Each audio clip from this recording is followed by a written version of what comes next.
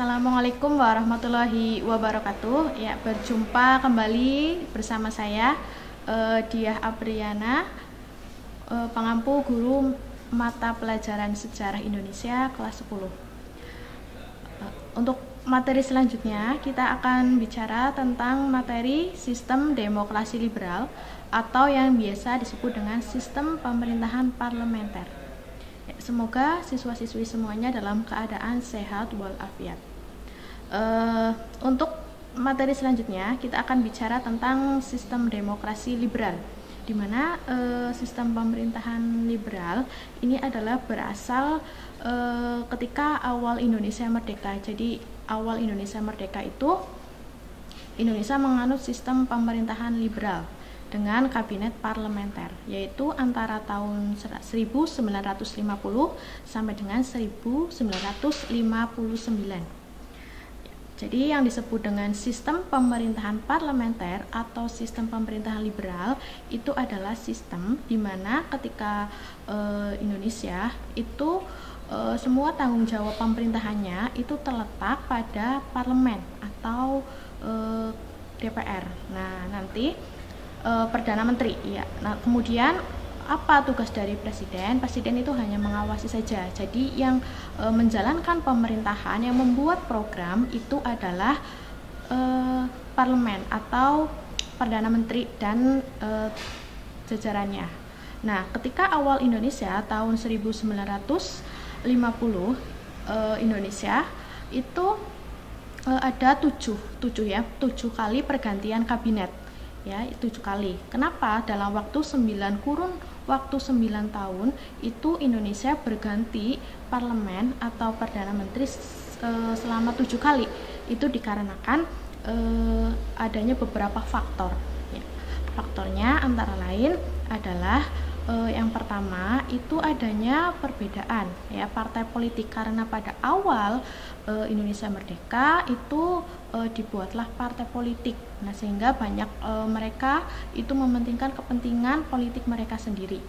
Jadi untuk pemerintahan parlementer itu di Indonesia ada 7 ya, dimana nanti parlemen-parlemen ini bertanggung jawab kepada DPR atau nanti apabila ada yang mengusulkan mosi tidak percaya itu nanti Perdana Menterinya itu bisa diganti ya berdasarkan persetujuan dari presiden. Nah, untuk Perdana Menteri yang pertama pada masa pemerintahan parlementer itu adalah Natsir ya. Yang pertama adalah Natsir. Ya, Natsir yaitu ini masa jabatannya 6 September 1950 sampai dengan 21 Maret 1951. Natsir ini adalah kabinet pertama yang masa jabatannya itu hanya sekitar 1 tahun. Ya, ini ada program-program Natsir, yaitu mempersiapkan dan menyelenggarakan pemilu, mencapai keamanan dan menyelesaikan penyelesaian Irian Barat. Ya, tapi tidak sampai 1 tahun kabinet Natsir ini turun jabatan atau jatuh karena adanya mosi Hadikusumo dari Partai Nasional Indonesia, yaitu tentang pembubaran DPRD sementara, sehingga kabinet Natsir kemudian diganti oleh kabinet yang kedua, itu kabinet Sukiman. Ya, kabinet Sukiman ini tanggal 27 April 51 sampai dengan Februari 52. Jadi kabinet-kabinet pada masa pemerintahan parlementer ini selalu berganti. Ya, karena nanti apabila ada yang melakukan kesalahan sedikit itu mesti langsung diganti. Ya, diganti karena ini yang berwenang itu adalah DPR. Ya, DPR apabila ada yang mengeluarkan mosi itu nanti akan jatuh pemerintahannya. Ini kabinet Natsir digantikan Sukiman. Kemudian apa kesalahan Sukiman sehingga Sukiman itu jatuh lagi? Karena ini programnya itu nggak ada yang berjalan. Nah, kemudian adanya mosi juga mengakibatkan kabinet Sukiman itu jatuh, yaitu karena adanya perjanjian dengan Amerika Serikat yang dianggap Indonesia itu lebih condong ke arah barat, yaitu kita ketahui Indonesia menganut sistem politik atau politik luar negeri bebas aktif. Tapi ketika Sukiman menandatangani kerjasama dengan Amerika, ini ada yang mengusulkan untuk ini kabinet Sukiman ini condong ke arah barat, seperti itu. Jadi diganti lagi. Ya, ini yang ketiga adalah Wilopo. Ya, ini nanti bisa dilihat untuk penjelasan rincian materinya itu ada di Google Classroom.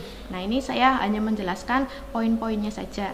Nah, untuk kabinet Wilopo ini sudah cukup baik, tapi ketika masa pemerintahannya Wilopo, itu Wilopo kembali jatuh lagi atau diganti lagi karena adanya konflik di Tanjung Morawa yang ditunggangi oleh PKI.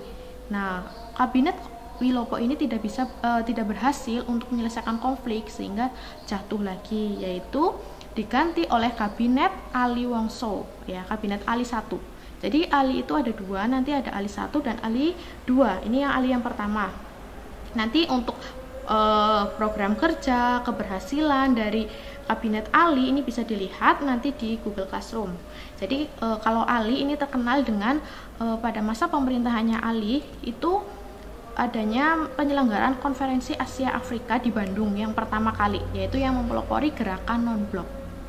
Kemudian kabinet Ali pun ini juga mempunyai rencana untuk pertama kali menyelenggarakan pemilu yang pertama tahun 1955. Tapi sebelum pemilu yang pertama itu dilaksanakan, itu ini kabinet Ali ini jatuh lagi, kemudian diganti lagi Burhanuddin Harahap. Nah, Burhanuddin Harahap ini adalah yang kabinet atau perdana menteri yang pertama kali menyelenggarakan adanya pemilu yang pertama di Indonesia, ya, yaitu tahun 1955 itu diselenggarakan 2 tahap. Yang pertama itu Juli dan kemudian yang kedua itu di bulan Desember. Nah, selanjutnya setelah berhasil menyelenggarakan pemilu, itu kabinet Ali terpilih kembali menjadi perdana menteri. Kemudian dia itu yang berhasil untuk membatalkan perjanjian KMB. Ya, perjanjian KMB nanti bisa dibaca di Google Classroom. Jadi ketika masa pemerintahan liberal atau sistem pemerintahan parlementer ini, Indonesia itu sudah 7 kali ganti perdana menteri. Nah, ini kenapa? Yaitu karena adanya program-program yang tidak bisa dilaksanakan oleh setiap kabinet. Jadi setiap kabinet itu ada kesalahan sedikit langsung diganti, kesalahan sedikit diganti. Kemudian adanya beberapa partai, karena setiap partai itu kan mempunyai kepentingan sendiri-sendiri, sehingga mereka mementingkan kepentingan sehingga kurang adanya kerjasama. Ya, mereka artinya mementingkan kepentingan partainya sendiri. Misalkan Ali itu dari partai NU, kemudian ada dari partai PNI, itu mereka mementingkan kepentingan mereka masing-masing sehingga sulit untuk mewujudkan yang namanya program kerja. Kemudian ini kabinet yang terakhir itu adalah kabinet Juanda yang ke-7. Nah, ini kemudian kabinet Juanda ini untuk program kerjanya ada 5. Kemudian setelah itu ada 5 program dari kabinet ini. Kemudian karena pada hasil pemilu di pertama itu kan adanya badan konstituante. Nah, badan konstituante itu kan sudah dipilih, yaitu bertugas untuk membuat undang-undang. Tapi selama pelaksanaan pembuatan itu badan konstituante itu gagal membuat undang-undang, sehingga Presiden Soekarno itu kemudian mengeluarkan yang namanya dekret presiden, ya, karena adanya gagalnya badan konstituante hasil pemilu yang pertama, yaitu tanggal 5 Juli dekret presiden 5 Juli 59 itu tanda berakhirnya kabinet parlementer, kemudian diganti menjadi kabinet terpimpin. Ya, nanti untuk materi selanjutnya itu adalah terpimpin karena kelanjutan dari kabinet parlementer.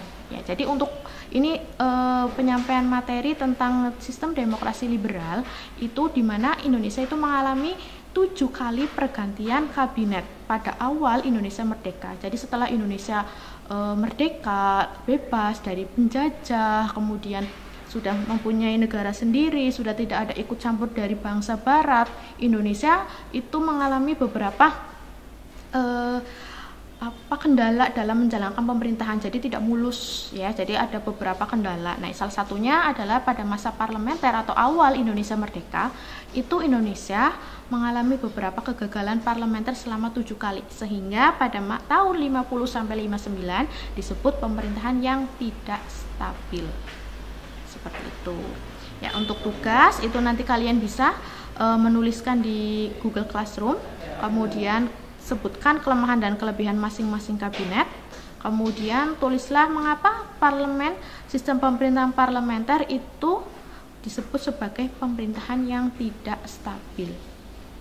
Itu. Apabila masih kurang materinya, silakan bisa menghubungi saya, Budiah, di via WhatsApp juga bisa. Saya kira cukup untuk pembelajaran sejarah hari ini. Semoga kalian dalam keadaan sehat, selalu menjaga kebersihan, selalu bahagia. Saya akhiri, wassalamualaikum warahmatullahi wabarakatuh.